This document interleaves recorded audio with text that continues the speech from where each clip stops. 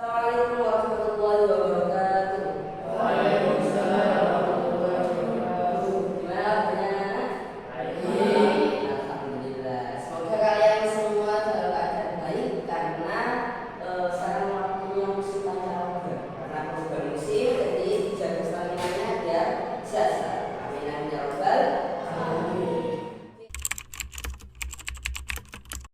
Sebelum kita mulai pelajaran pada siang hari ini, ada baiknya kita berdoa terlebih dahulu. Berdoa Bapak Pimpin, berdoa dimulai. Bismillahirrahmanirrahim. Rabbi shrah li sadri wa yassir li amri wahlul 'uqdatam min lisani yafqahu qawli. Raditu billahi rabban wa bil islami dinan wa bi Muhammadin nabiyyan wa rasulah. Rabbi zidni ilman nafi'an warzuqni fahman thayyiban bi rahmatika ya arhamar rahimin ya rabbal alamin. Kita sebutkan sebelum Bapak mulai pelajaran, Bapak mau absen terlebih dahulu. Kalau nanti dipanggil namanya, katakan gini. Yang pertama Muhammad Ananda Rizky. Hadir. Siap. Muhammad Arif Afla. Hadir. Ahmad Sahdana Fifi. Muhammad Arif Fatadian. Muhammad David David Fasih. Terakhir Andra dan Saputra. Hadir. Oke, jadi semuanya masih ya? Oke, anak-anak, pada siang hari ini kita akan belajar tentang perkembangan ekonomi di era digital. Ada yang tahu digital? Ada. Digital. Nah, digital itu yang awalnya offline kita berubah jadi online. Nah, kalau online tahu di online? Iya. Ya sebelum itu Bapak mau tanya, di sini ada yang pernah belanja online? Siapa lagi? Pernah semua? Oh, Anda nggak pernah? Masya Allah. Oke, aku mau tanya satu-satu lah. Kira-kira kalau belanja online belanja apa saja? Belanja perabotan. Perabotan rumah. Alfiko? Sama. Raffi Afla? Belanja apa tadi? Alat tulis. Ada yang belanja jaket? Nggak ada. Oke, ada? Oh, ya ada. Oke, menurut kalian lebih enak belanja online atau belanja offline? Online. Online. Oke, semangat online. Kira-kira kalau mau tanya, kenapa kok lebih enak belanja online? Bisa kirim cepat. Oke, bisa kirim cepat. Ada lagi? Tepat waktu. Ada lagi? Ada nggak yang merasa kalau belanja online itu mas nggak usah keluar bapak, jadi cuma di rumah aja kita scroll langsung check out, ya kan? Iya. Enak bukan? Enak. Nah, jadi itulah keunggulan belanja online daripada belanja offline. Nah, belanja online itu biasanya dinamakan ini belanja di era digital. Nah, tapi kalau belanja offline itu adalah belanja yang masih tradisional. Biasanya yang masih suka belanja online itu gitu ya, ke pasar, beli sayur, nah itu namanya belanja tradisional. Tapi kalau belanja online, biasanya kalau di depan cari-cari baju, cari panci, ya di online. Kenapa? Yang pertama banyak diskonnya, yang kedua nggak usah pergi ke pasar. Bener apa enggak? Iya.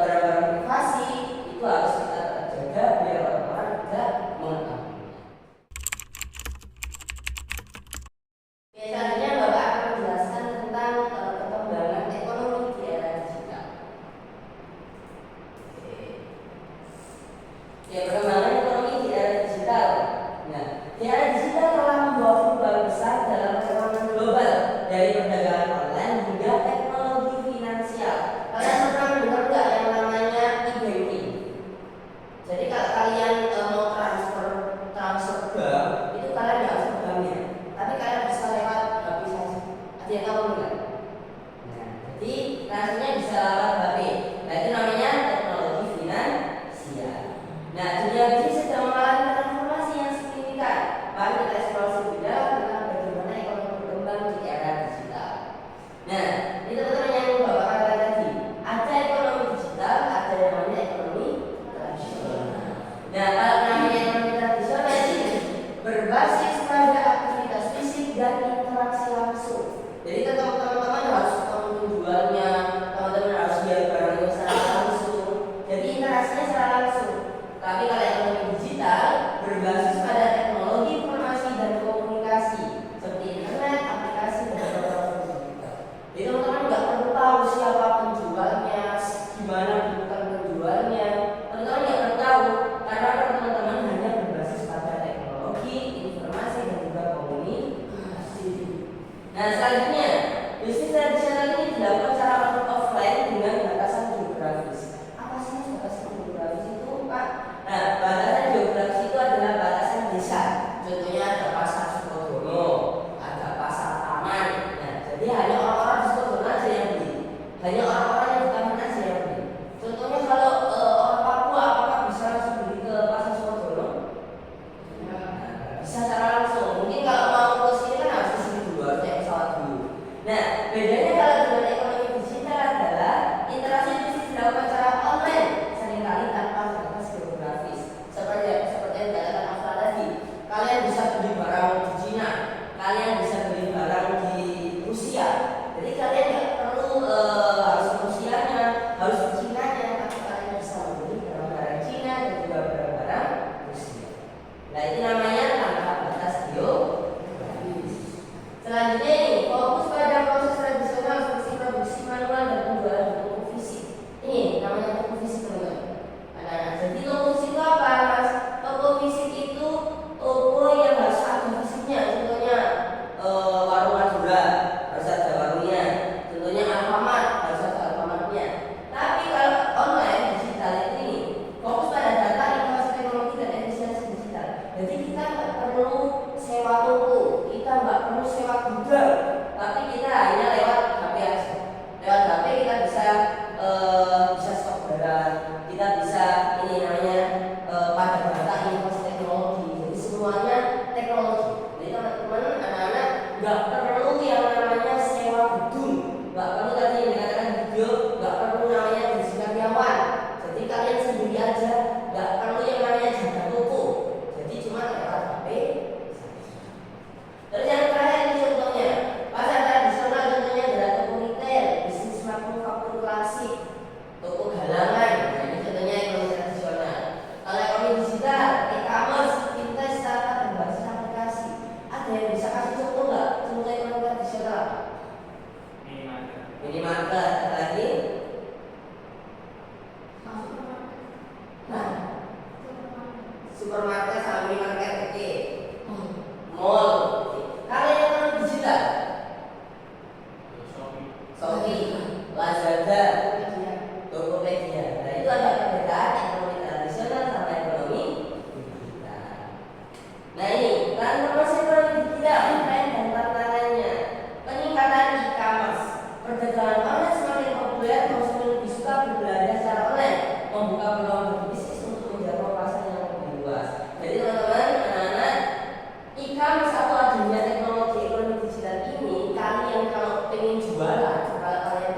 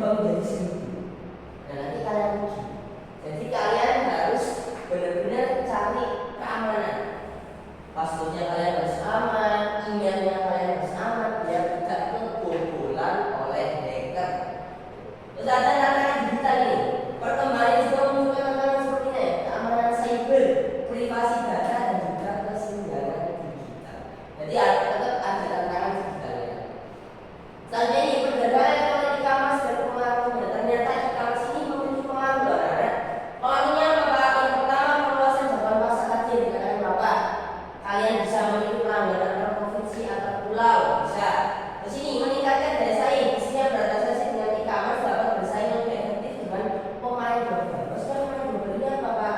Pemain global adalah penjual dari luar negeri. Nah kalian jadinya bisa bersaing nih. Contohnya luar negeri ini memiliki produk jaket. Ternyata produk kalian juga jaket. Nah kalian bisa bersaing. Jadi saingannya adalah kalian bisa bukan hanya bersaing di antar provinsi atau antar desa, tapi kalian bisa bersaing di pemain global. Terus yang terakhir, mudah dan cepat. E-commerce menawarkan kemudahan dan kecepatan dalam berbelanja bagi konsumen, meningkatkan kepuasan pelanggan. Seperti tadi kalian bisa scroll, nggak perlu keluar rumah, kalian sudah bisa mendapatkan barang yang kalian inginkan. E-commerce ekonomi berbagi atau sharing ekonomi. Nah ini teman. Nah, kalian pernah nggak mendengar yang namanya Grab sama Gojek? Nah kan, kira-kira Grab sama Gojek itu yang dijual apa? Jasa atau barang? Nah itu namanya ride sharing. Apa itu ride sharing? Itu adalah jasa untuk menyupiri orang, mengantar orang. Nah ini namanya ride sharing. Jadi memfasilitasi berbagai transportasi. Biasanya kita gunakan adalah Grab sama Gojek. Tapi biasanya masih ada lagi yang ada sekarang itu yang namanya apa ya? Aplikasi yang selain Grab dan Gojek ada tahu nggak? InDriver. Nah contohnya lainnya ada InDriver. Jadi kalian juga bisa lewat InDriver untuk transportasi. Terus ini penyewa akomodasi. Kalian pernah nggak mendengar kita bisa nyewa hotel? Tahu? Nah kalian bisa nyewa kos-kosan. Nah kalian itu bisa yang namanya penyewaan akomodasi. Akomodasi itu apa Mas? Akomodasi itu adalah penginapan. Jadi kalau kalian mau ke tur ke Jogja, nah kalian nggak perlu langsung datang ke hotelnya Pak. Saya mau pesan, nggak perlu. Jadi kalian bisa lewat aplikasi. Kalau biasanya aplikasinya sekarang itu adalah tiket.in dan lain sebagainya. Jadi kalian bisa nyewa hotel atau kosan hanya lewat aplikasi. Yang terakhir penyewaan barang, lampu tirai, runway dan lain-lain. Nah, kalau penyewaan barang ini mungkin kalau di sini jarang. Biasanya itu kalau di sini masih offline. Contohnya nyewa UAD, nyewa Aero, dan itu biasanya masih offline. Tapi kalau mungkin kalau di Jakarta mungkin sudah ada penyewaan barang. Ini contohnya adalah nyewa kamera. Nah, kalau kalian mau ke Jogja, Mas mau ke Jogja, biar fotonya bagus, aku mau nyewa kamera. Ya kalian bisa lewat aplikasi. Itu namanya ekonomi berbagi atau sharing ekonomi. Di sini peran teknologi dalam bisnis pertama adalah efisiensi operasional. Tadi yang dikatakan Bapak, nggak perlu yang namanya sewa gedung. Kemudian peningkatan kualitas produk. Nah kualitasnya bisa diedit, maksudnya datanya, desainnya bisa diedit. Kemudian pengalaman pelanggan yang lebih baik. Teknologi memudahkan bisnis untuk memberikan pengalaman pelanggan yang lebih baik. Ya ini tadi yang dikatakan, kalian bisa scroll hanya lewat rumah. Kalian nggak perlu pergi ke pasar. Ini namanya pengalaman pelanggan yang lebih. Di sini keterampilan yang dibutuhkan di atas jalan. Jadi kalau kalian mau jadi penjual lewat e-commerce, kalian harus memiliki keterampilan ini. Yang pertama adalah keterampilan digital. Jadi kalian harus bisa menjaga keamanan kalian, keamanan data. Kalian bisa harus ngedit. Tentunya ini keterampilan kreatif. Kalian harus bisa mengetahui kira-kira cari perbedaan dari penjual satu sama penjual yang lain itu gimana ya. Keterampilan kreatif. Sama keterampilan komunikasi. Kalau kalian pernah nggak melihat konten penjualan, konten jual beli, pernah nggak? Ya, itu dibutuhkan keterampilan komunikasi.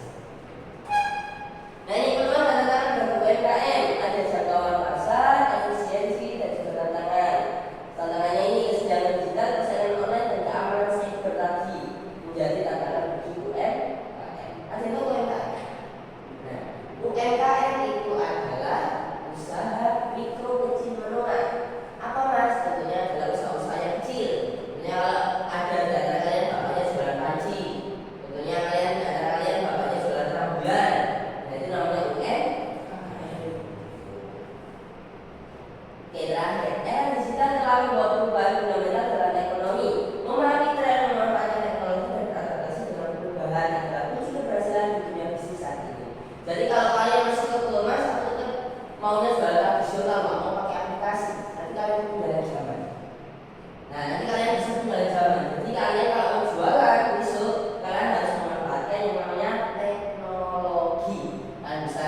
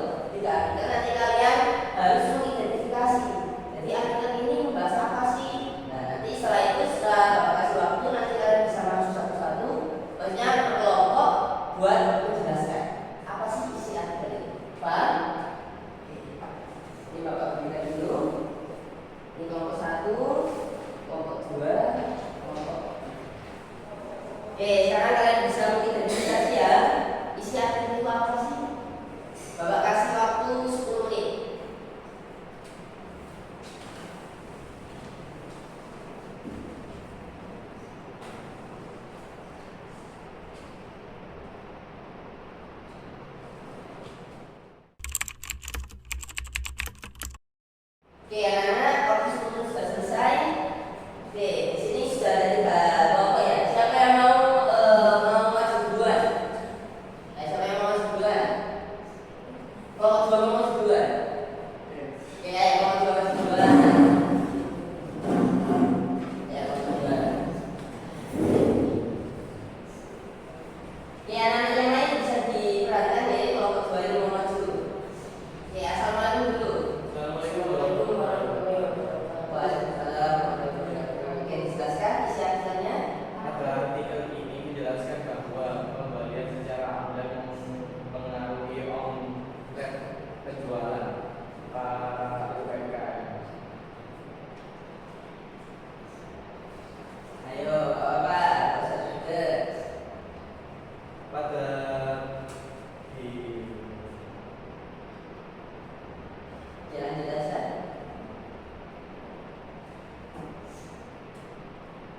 pada penjualan busana wanita di Blok B lantai L16 A B Ya. Pasar Tanaman.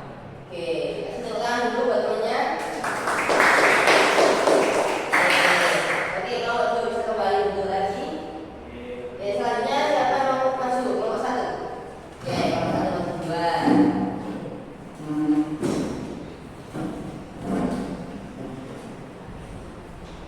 Oke, assalamualaikum dulu, jangan lupa. Assalamualaikum warahmatullahi wabarakatuh. Waalaikumsalam warahmatullahi wabarakatuh. Pada artikel ini dijelaskan jual beli daring memiliki dampak yang signifikan terhadap omset penjual dan juga menambah kebiasaan masyarakat untuk membeli dengan